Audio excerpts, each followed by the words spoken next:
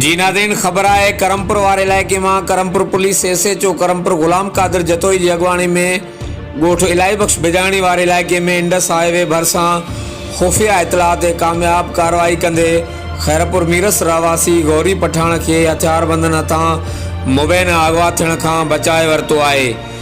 बे तरफ़ पुलिस एक जवाबदार अब्दुल कदीर ओगाई के TT पिस्टल समेत गिरफ्तार करण की दावा पिणु कई आहे।